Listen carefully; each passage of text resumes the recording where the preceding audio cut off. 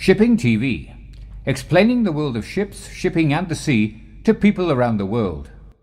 One of the pleasures of shipping TV is the way things sometimes happen. So when we got an email on Sunday from Mike Toms of the Friends of TID-164, when we were just 2 miles away, we could get to see the tug the following morning. TID tugs, or TIDs, were a surprising class of small vessels.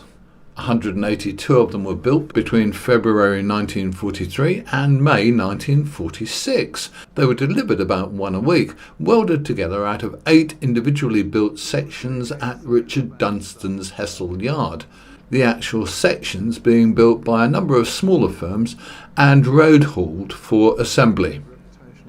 The tugs were 65 feet length between perpendiculars, 74 feet overall, 17 foot breadth and 8 foot depth, giving 54 gross tons. Their draft was 7.3 feet with bunkers and water tank full, and they had a full displacement of 124 tons. Bollard pull was 2 tons and full bunker capacity 8 tons of coal or 9 tons of oil. A total of 50 coal burners were ordered, although 10 of these were changed to oil-fired, and there were 132 oil burners.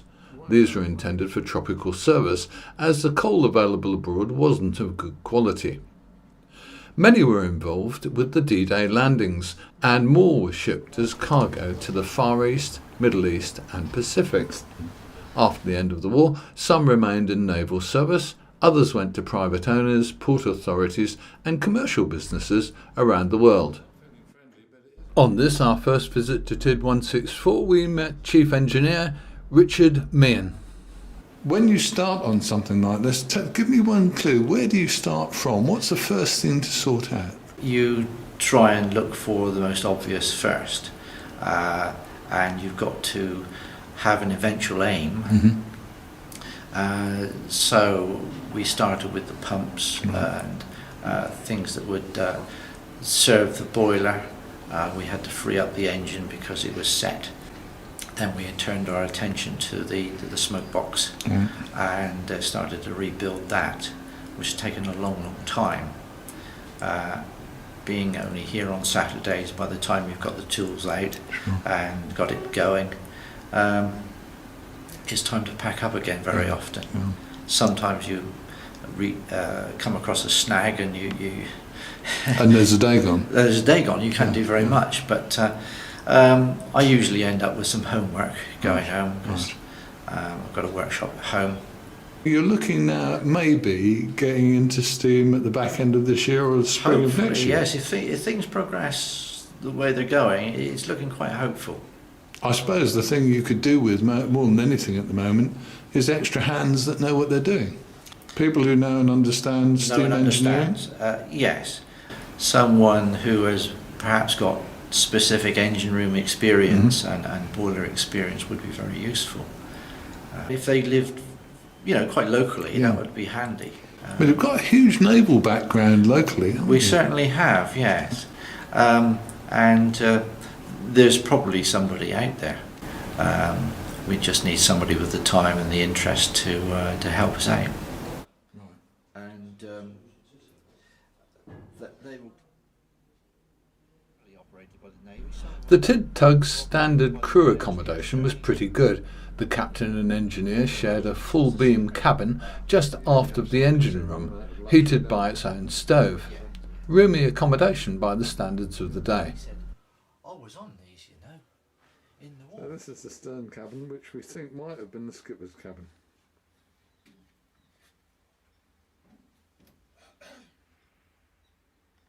The ship's crew, usually a couple of seamen and a stoker, shared a 6-berth cabin at the bow, a really spacious mess deck, again with a stove and plenty of storage.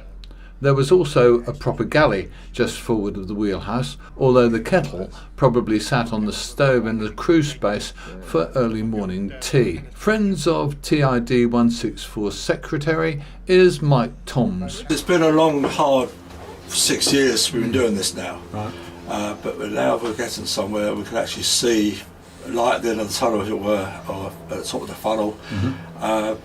So we're hoping to get back into steam by the end of this year, and hopefully out on the public river, as it were, by next summer. Still got a lot of work to do. Right. We've got the funnel to finish off at the moment. We've got the hull we had to sort out. Although it's been checked out and we've had repairs done on it, we want to make sure it's absolutely 100%. Yeah. So that means dry docking for a couple of weeks. Probably have that blasted and then anti-fouled and so on. Anodes, we've got anodes on it all over the place now. I think we overdid the anodes a bit to be on the safe side. We had a good deal on them, so why not? Cheap anodes. Yeah, let's get them on. At the moment, it's hundreds a year, Right. for insurance purposes. We're quite lucky here that we don't have to pay for the berth. However, if we leave the berth, then our insurance will go sky high, it's all in thousands. This is the main problem we've got at the moment. So once all this is done, then we start fundraising for insurance. So it's non-stop. So And once you get to run the ship, then you've got the running costs the of the running ship. costs as well. Then you've got the fuel costs and so on to do. What are you eventually hoping to do with her when you've got her, as it were, complete? We hope to show her not only here but at other ports. Take her around the ports where she worked, for instance.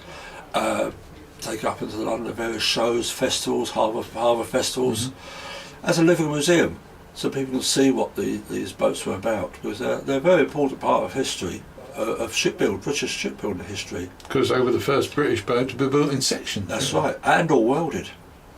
Although barges were built all welded, but this was the first powered vessel built by being welded by weld systems. And they built about 180 of these. 182 of them were built. But there aren't many left. There's 4 left now with the steam plants on them. There's still a few with the hulls still around, but you wouldn't recognise them. They're diesel engines and so on. But there are 4 left with the steam plants. The only one running at the moment is the one in Finland. And that's wood burning. We're planning to come back to TID 164 in a couple of months' time to see how the restoration is coming along.